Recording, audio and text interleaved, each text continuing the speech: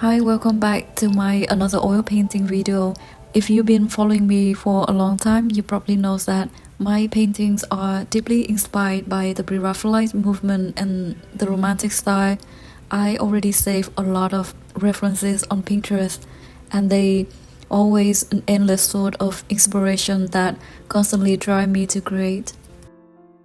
I started with a sketch using burnt sienna, and now I begin to block in the main color areas. At this stage, I'm not focusing on achieving the exact colors but rather establishing the primary areas of light and shadow, as well as warm and cool tones.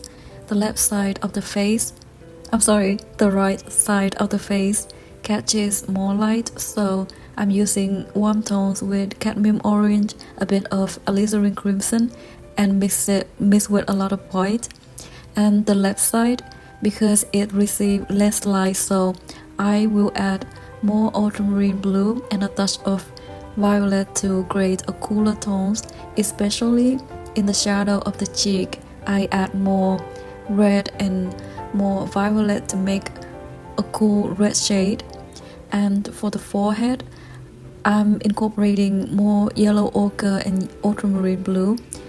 I see that the dominance of yellow will make an area appear cooler, while some areas with more red will naturally feel warmer. So in some areas that I see that catch more light, I will add more red, and on the other hand, some areas that I feel it catch less light, I will add more yellow and reduce red.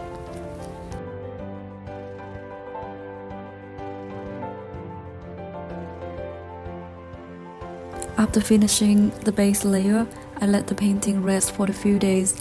I find that allowing the surface to dry slightly make it much easier to build up the next layers with more details. In the meantime, I will start working on another painting, or sometimes I just practice with some small studies. I try to practice as much as I can whenever I have time. Studying from real-life references as well as doing old master copies. This helped me improve a lot in my color mixing, color composition, and the overall techniques. I've also saved a collection on Pinterest filled with images that capture strong outdoor lighting. Practicing these references allow me to better express light in a more vibrant and a dynamic way. My oil paintings that I did for a few months ago are finally ready to be vanished.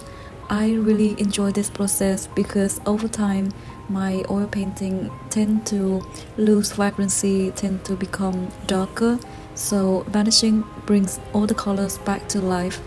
This is a very satisfying and relaxing step. When I see the depth and the richness of the colors restore, is it's just always a rewarding moment.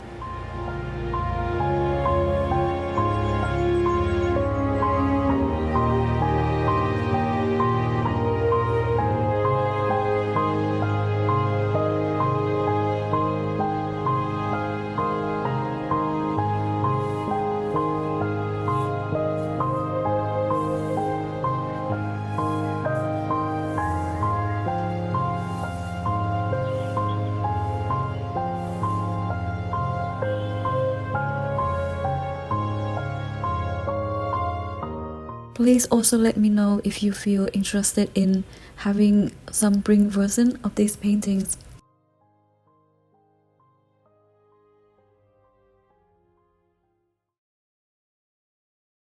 Now I'm start to work on the details. At this stage, I focus on careful color mixing, creating small transitional colors rather than blocking in the large areas at once. I pay close attention to subtle shifts in skin tones, gradually build up from shadows to highlight. The eyes take me the longest time to paint. I often find that I unintentionally make the surrounding areas too dark compared to reality, so I often spend extra time refining them to ensure they look natural and have soul in the eyes.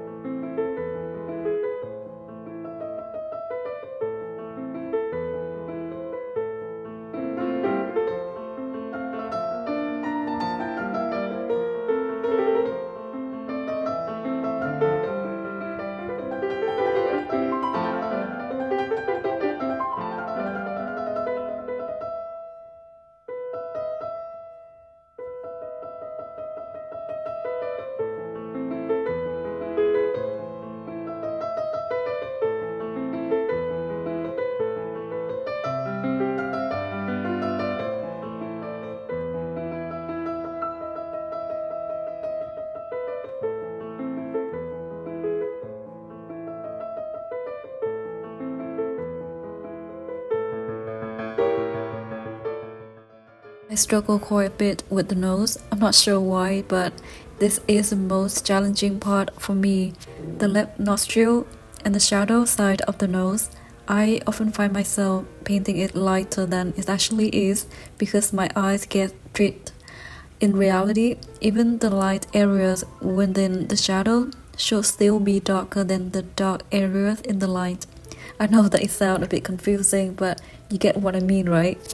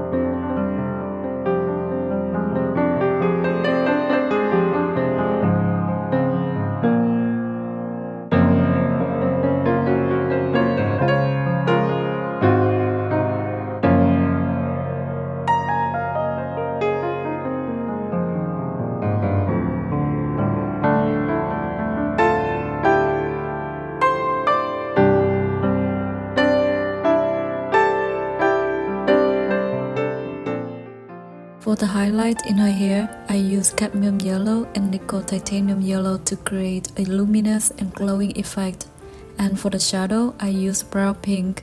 I always use brown pink for the dark shade in the hair in a lot of my oil painting because I'm absolutely in love with this color.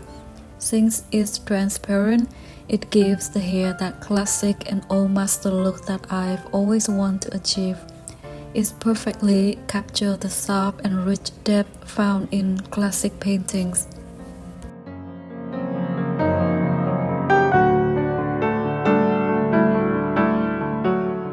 My favorite part is adding the final details that enhance the romantic and poetic feel of my painting.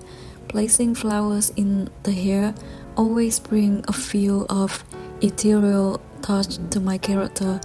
And I also try not to render them too precisely. Instead, I keep a bit of looseness to maintain a natural and painterly effect.